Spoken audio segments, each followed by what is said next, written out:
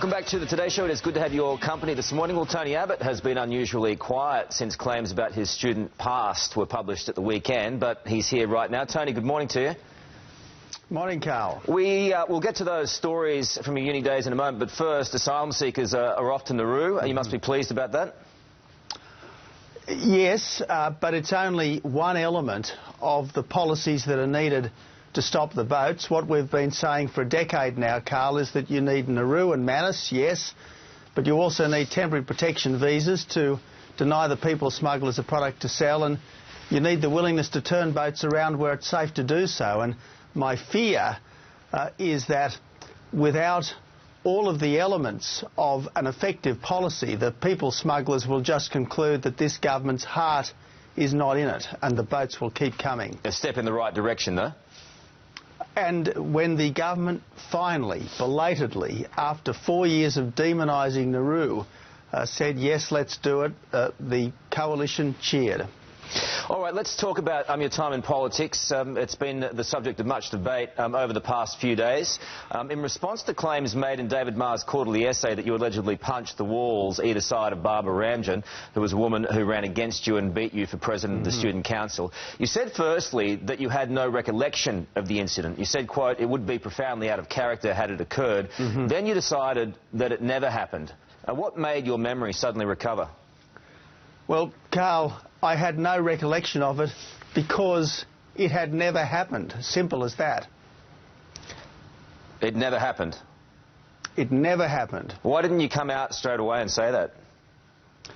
I had no recollection of it, Carl, because it had never happened. Now, if something hasn't happened, obviously you can't have any recollection of it. OK, so just to put it to bed, that incident never happened?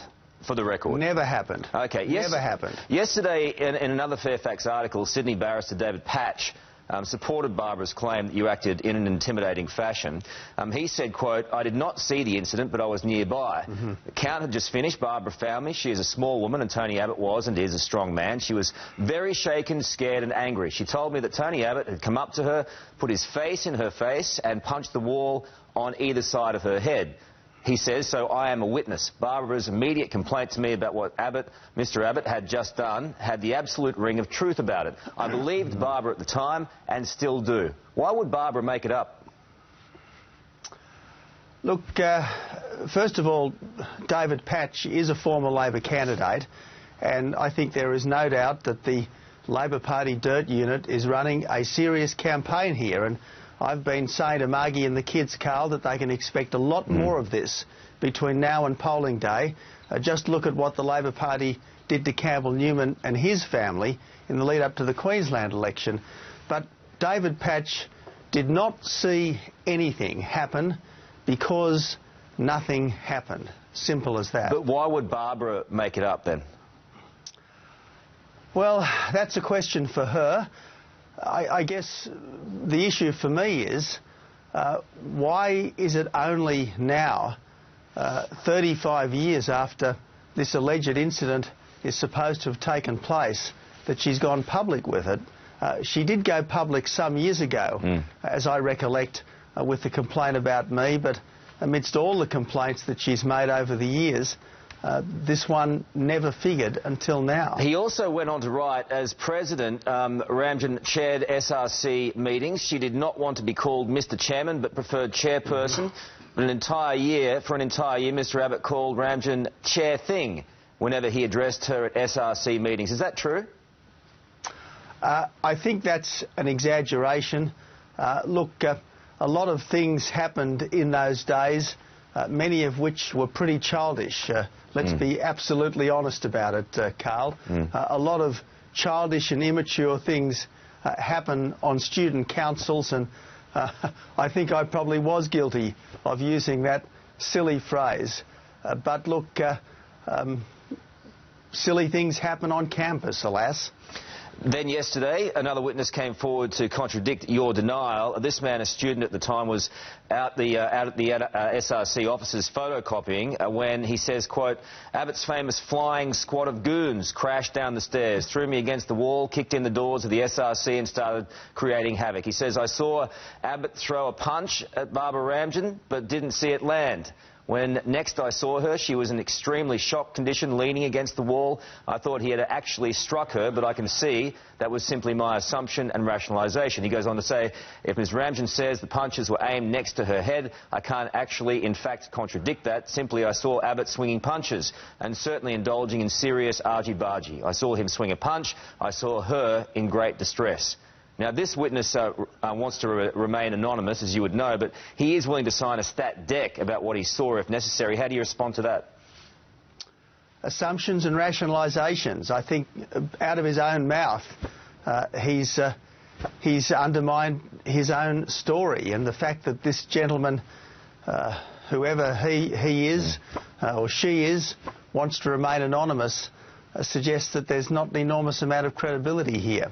As I said, Carl, there is no doubt that we have a desperate Labor Party, and a desperate Labor Party will do desperate things in order to try to save an election that they absolutely don't deserve to win. There are more and more people coming out saying that they saw something. Are you suggesting that everyone's making it up? Well, the only claim of a specific incident, as opposed to people saying they saw something but they're not quite sure what, or they heard something but they didn't see anything, is the initial claim from Barbara Ramjan. And the point I make is that if she is so convinced that something happened, why has it taken her 35 long years to raise this matter? Cartoonist Lindsay Foyle says that as a student in the 70s you wanted to punch his head in because you disagree with him over abortion and contraception. Is he making that up? Well, I saw that piece late yesterday evening, and look, I had a lot of very vigorous discussions with my fellow journalists in various pubs over the years. I'm sure you've had a few yourself, Carl. But the idea that fisticuffs or threatened fisticuffs would ensue from this, again, I think is just ludicrous. Now, I spoke last night to one of the people who was cited in Lindsay Foyle's article. In fact, I spoke to two of the people who were cited in Lindsay Foyle's article, and neither of them can remember anything remotely resembling what was alleged. Do you remember hitting people on the rugby field? Carl, look, I certainly did throw some punches on the rugby field. If you go back to the 1970s and the 1980s and you watch footage of Sydney grade rugby matches from those days, there were a few punches thrown, and yes, I admit it, I was one of them. How many people did you hit on the rugby field? Oh, look... You'd know, wouldn't you? Not that many. Carl, I think I can safely say that I was hit far more often. I was much more of a punchee than a puncher. You'd remember how many people you hit, though? Do you recollect that? Carl, look, the short answer is I can't. Can you remember how many beers you had 6 months ago? Well, you ask me on any given night, but I'm not running for PM either. I think they're legitimate questions that people have the right to know about the person who may be the next Prime Minister. And in relation to that question, all I would say is, if I hit a wall, I would remember. You don't remember that happening? Look, I have absolutely no recollection, and how can I have a recollection of something that has never happened? And if more people come out and say it, why wouldn't you take a legal action against those people if it is an attack on your character? Well, why dignify these claims? They're pretty serious claims, though. If you're going to be the next Prime Minister, wouldn't you want to put those claims to bed? And I am putting those claims to bed, Carl. I have no recollection of them. I have no recollection of them because they simply never happened. And there is no one who has come forward to corroborate them. Simple as that. There have been 2 or 3 people that have come out already in the last couple of days who say they support that action. This anonymous fellow is saying that he is willing to sign a stat deck. They are starting to stack up, whether you like it or not. You have to acknowledge that. Carl, how seriously do you take people who aren't prepared to put their names to a claim? Yeah. So what are you going to do about it? You're just going to continue denying it? That's it? Look, you know, I am saying it simply didn't happen. It simply didn't happen. There is one person's recollection of something that she said nothing about on the record for 35 years. That's all there is. Now, it's not like Barbara Ramjan. Could it have happened? Could it have happened, but you don't recollect it? Carl, it's not like Barbara Ramjan hasn't had plenty of opportunities to make these claims in the past. Yeah. I mean, I've been a public You've got to figure, answer that one for me. Could it have happened? 35 years. Could it have happened, but you don't recollect it? It did not happen. Okay. It did not happen.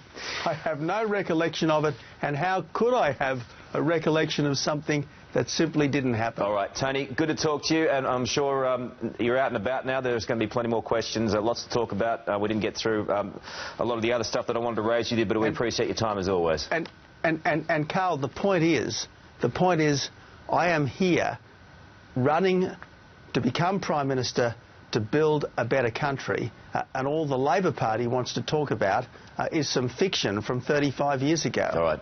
Tony, good to talk to you. Thanks for your time. Thanks, Carl. Lisa. Let us know your thoughts today at 9.com.au.